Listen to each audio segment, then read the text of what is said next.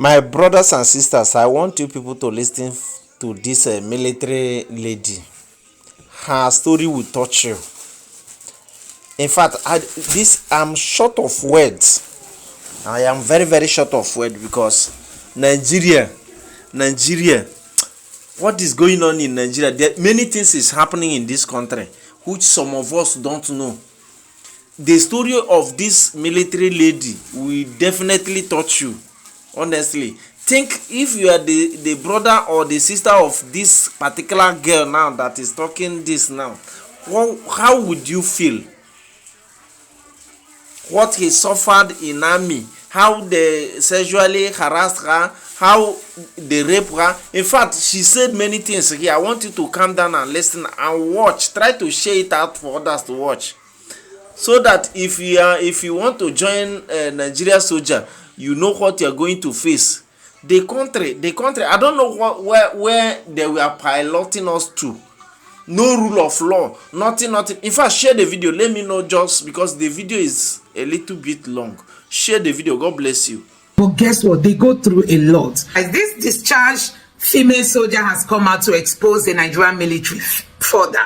What is happening to our institutions? There is no longer credibility. I mean, you cannot trust anybody. So this lady was discharged for exposing the military. Guess what? The Nigerian military came out to say that she has mental issue. That is why they discharged her. While this lady was trying to, make the world know about her ordeal, she said a particular man in the military has been persecuting her because she refused to give him her body.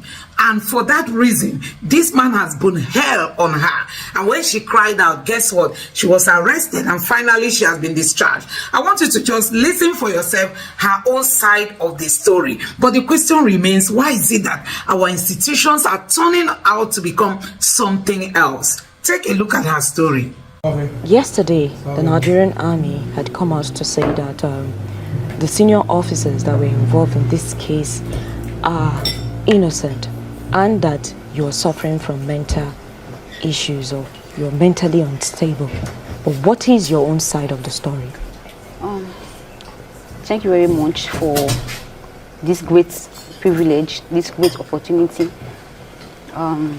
What really happened yesterday was just a cook-up story, just a planned work. Myself and Abu Karim, we are in this, Abi Abu Karim, we are in the same unit. He was my CO. What unit is this? NACMC Ojo, Nigerian Army Cantonment Medical Center Ojo, where he was my CO.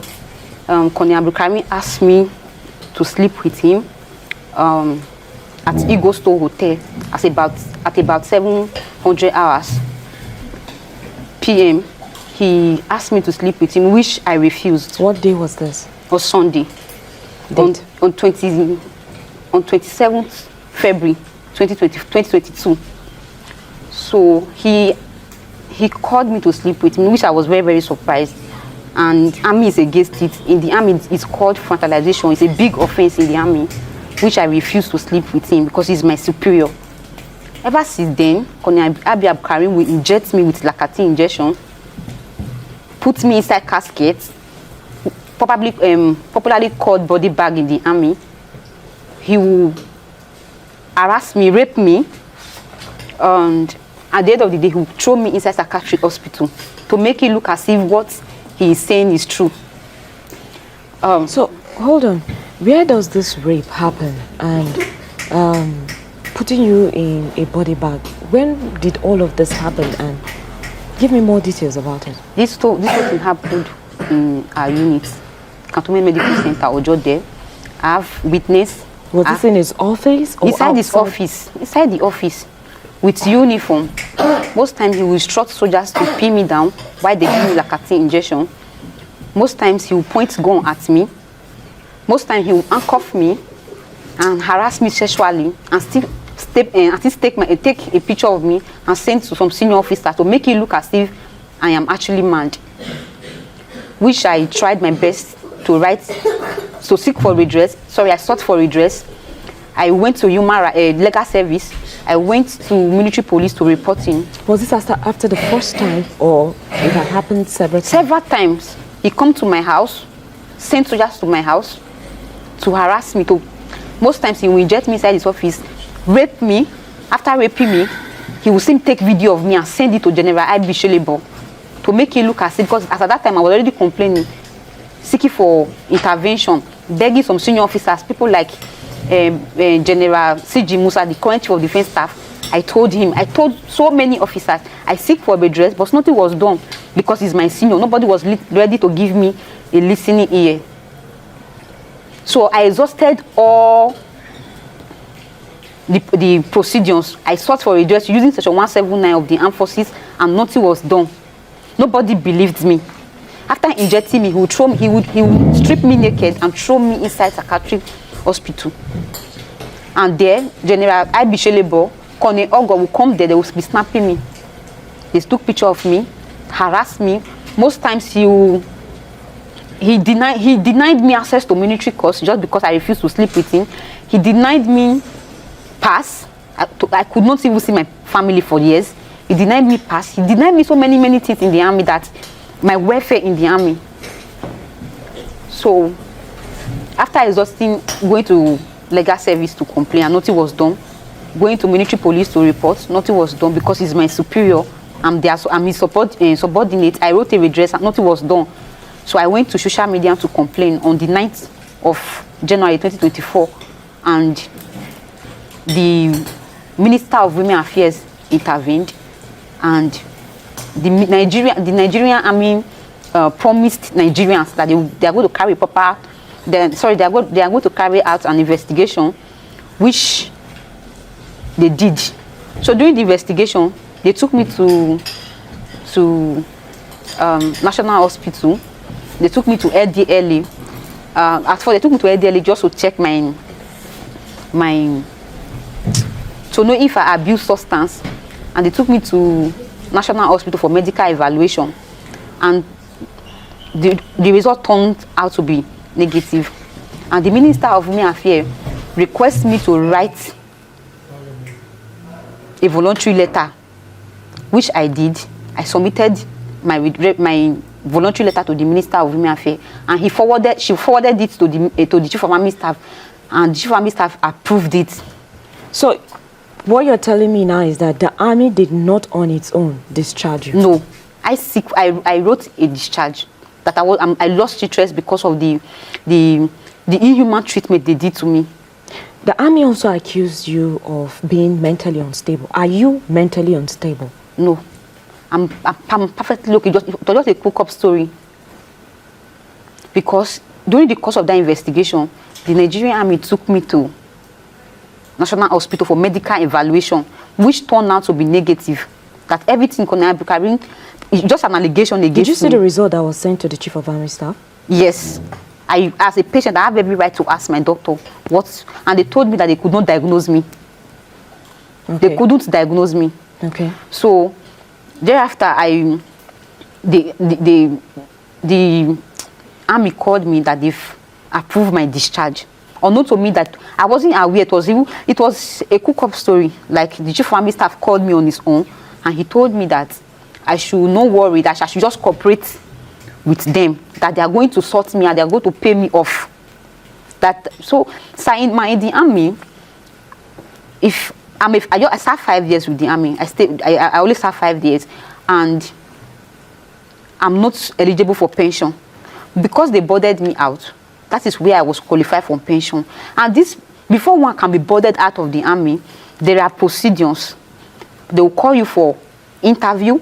They will call a psychiatrist to check your mental state. There will be units RSM. There will be people will be there. There will be a board set up because of as in a BOI set up because of that shoulder, to know if the shoulder is still fit to continue with the job. In my own case, nothing like that. So they did that to compensate me because of what Abdul Karim did to me. So before you go forward, why did you on your own decide to leave the army?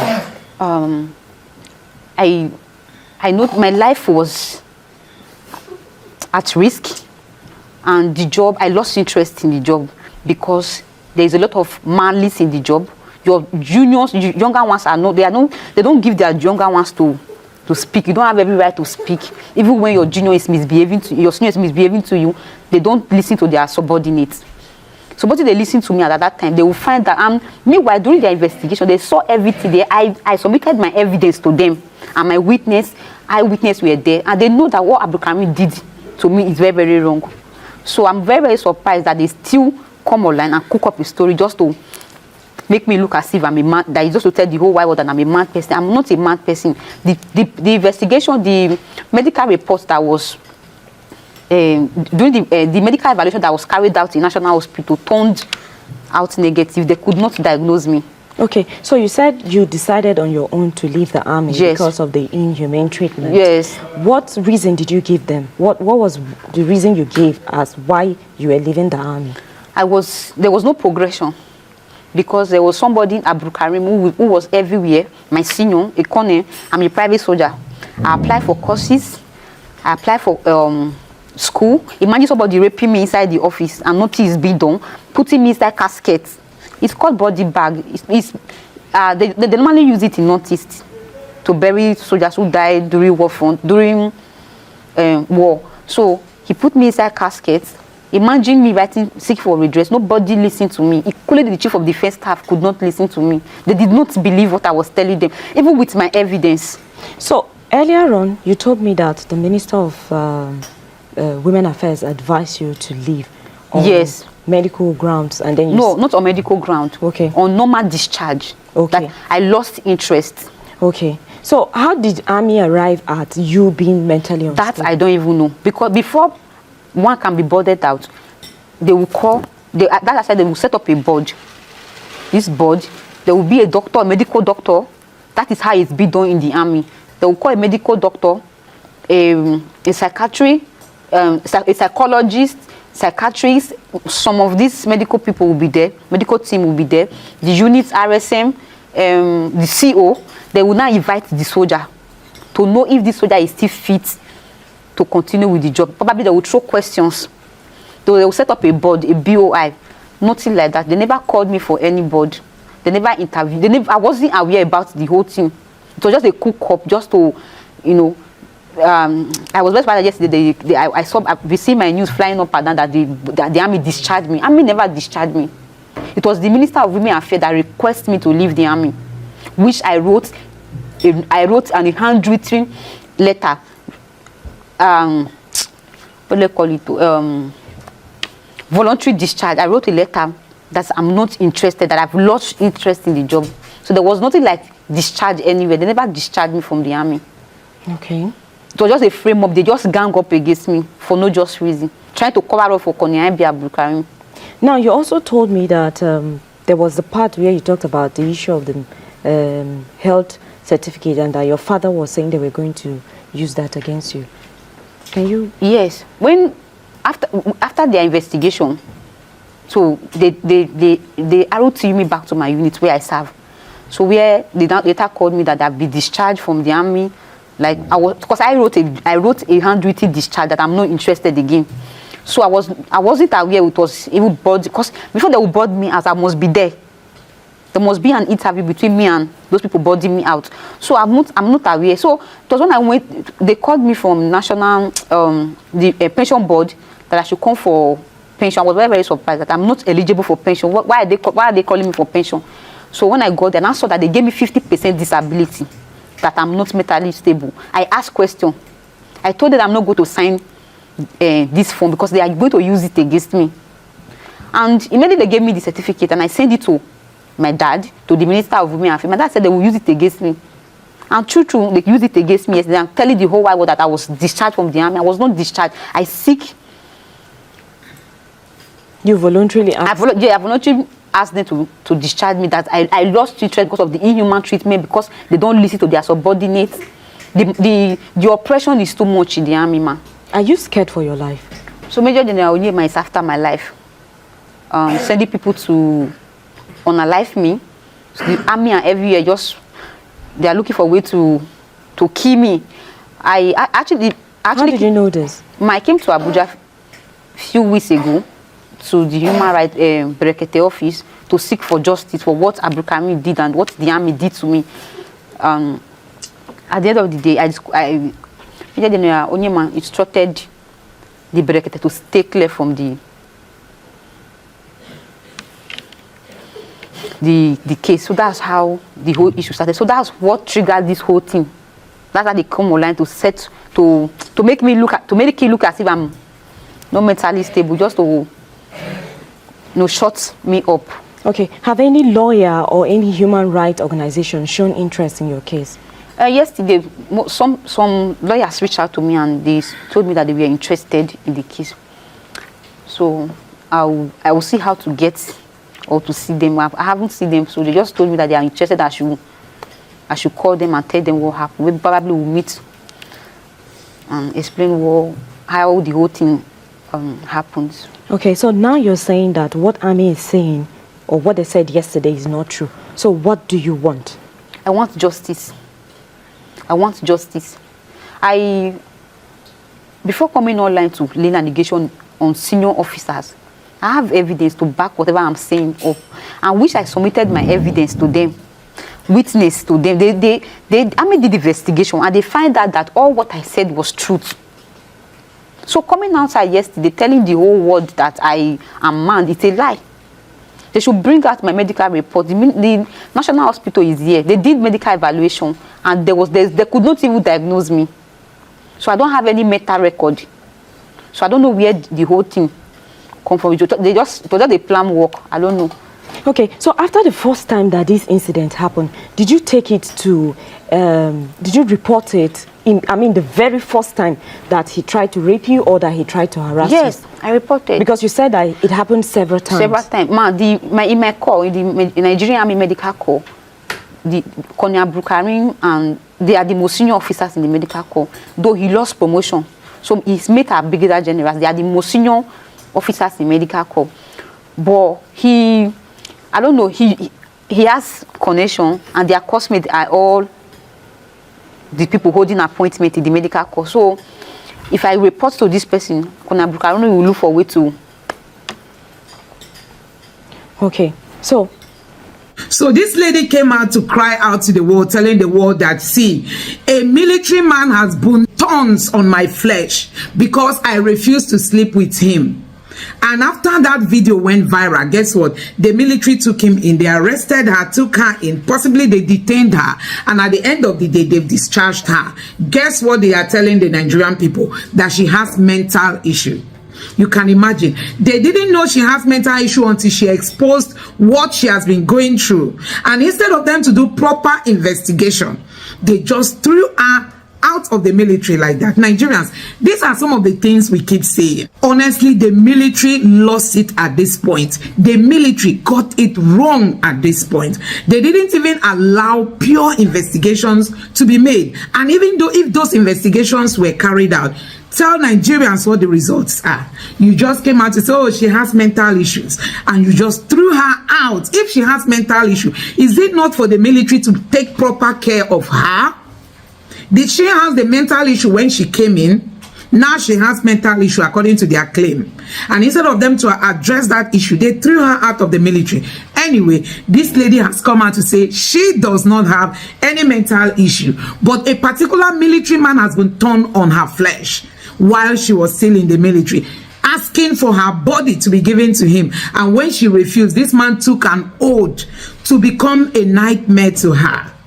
And guess what? When she raised an alarm, nobody even listened to her.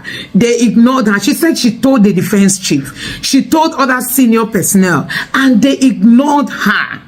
Now, when she now came out to the social media to cry out to the Nigerian people, they now ended up saying she has mental issues. So, guys, you have seen it for yourself. These are some of the things we keep saying, that if the head is not good, you don't expect other parts of the body to be good. If we have a president who has all kinds of question marks around him, what do you expect from other chiefs of other, parastatal or other government bodies? That is what we are seeing. Look at what is happening in the EFCC. They've invited a very dark man. They said he has, the very dark man said that the EFCC officials, they collected 15 million and all that. I mean, that the very dark man exposed it. He should come and bring evidence. They've even invited him. Why is it that we keep hearing stories that does not even benefit the Nigerian people, you know, when it comes to our military and other, you know, very important agencies in Nigeria? Why is it that the stories like this that we keep hearing? So the military is busy enjoying themselves and looking for women while kidnappers are ravaging the country. That's to tell you what we are seeing in this country. Honestly, Nigeria is a show of shame, a real show of shame, because you can't just imagine what is happening in this country and you think of military men having fun, as in having time to do all this kind of thing, while Nigeria is on the edge. I mean, the country is going through a lot, and our military guys are just after, you know, pursuing shadow. Let me use that word. Let me know what you think about this video in the comment section below. Please don't forget to subscribe to the channel and turn on the notification bell. Thank you.